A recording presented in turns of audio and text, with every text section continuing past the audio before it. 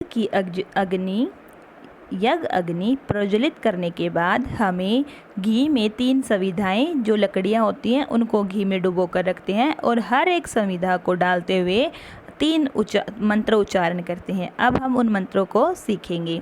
ओम अयंत इदम आत्मा जात वेद स्तेनेध्वस्व वर्धस्व चेत वर्धय चास्मान पर्जया पशुभि ब्रह्मवर्चसे नानाधेन समेदया स्वाहा इदम अग्ने जातवेद से इदम मम।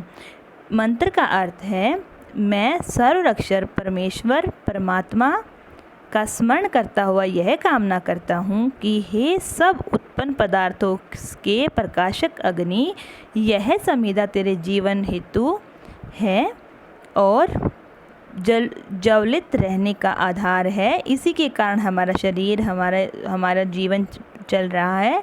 उस समिधा से तू प्रदीप्त हो और जले, सबको प्रकाशित कर और सबको यज्ञ लाभ से लाभान्वित कर और हमें संतान पशु संपत्ति से बढ़ा, से हम हर चीज़ में हमें तरक्की दे।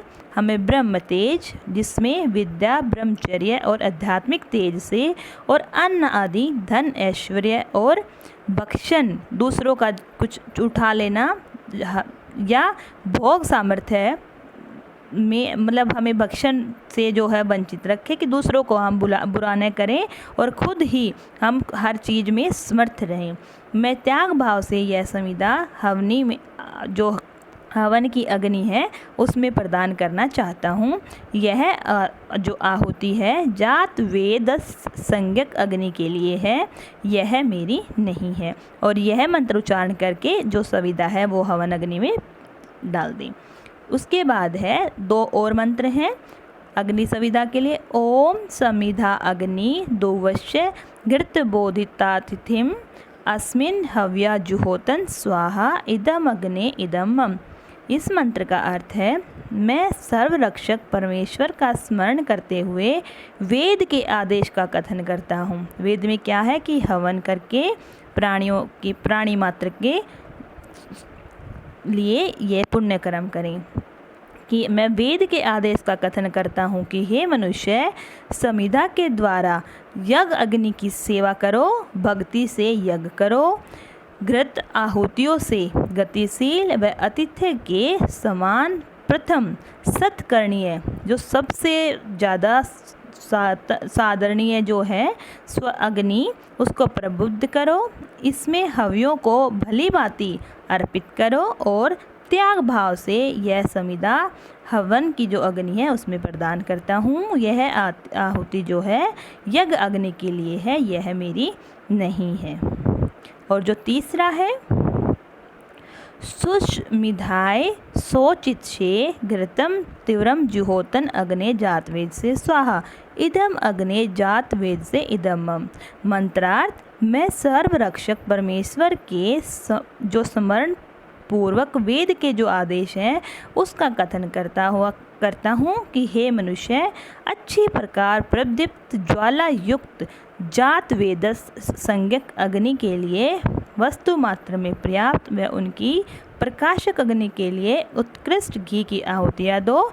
मैं त्याग भाव से समिधा को आहुति प्रदान करता हूँ। यह आहुति जात वेदत संज्ञक मध्य अग्नि के लिए है, यह मेरी नहीं है। इस मंत्र से तीसरी सविधा को भी हवन में छोड़ दें।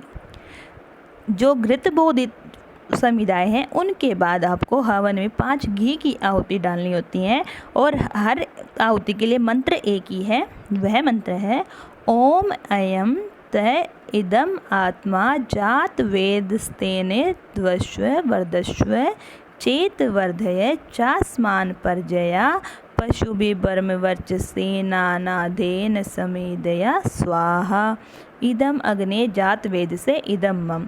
इस मंत्र का अर्थ है, मैं सर्वरक्षक परमेश्वर का स्मरण करता हुआ यह कामना करता हूँ कि हे सब उत्पन्न पदार्थों के प्रकाशक अग्नि, जो हमने डाला उन सब से जो प्रकाशमान अग्नि है वो, उसके लिए प्रार्थना की है।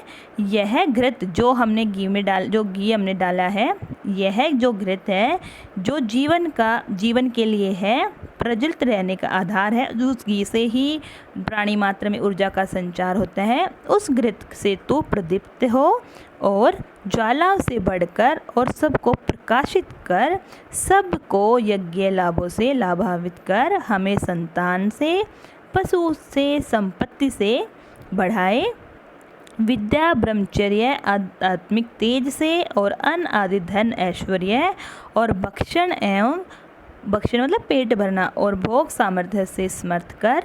मैं त्याग भाव से यह घृत प्रदान करता हूँ। यह आहुति जात वेदस संज्ञक अग्नि के लिए है, यह मेरी नहीं है।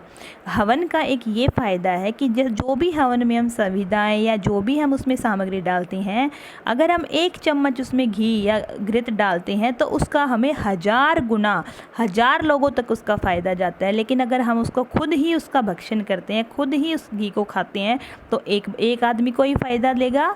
लेकिन अगर हम उसको हवन में डालते हैं तो वो कम से कम 1000 लोगों को उसका फ़ायदा पहुंचाता है और वातावरण को शुद्ध करता है। इसीलिए हमारे हर शुभ कार्य में हवन होता है और जो भी व्यंजन बनाए जाते हैं उनका सबसे पहले हवन में भोग लगाते हैं। वो इसीलिए है कि वो प्राणी मात्र और पूरे ही हमारे वातावरण को शुद्ध और सुगंधित करे।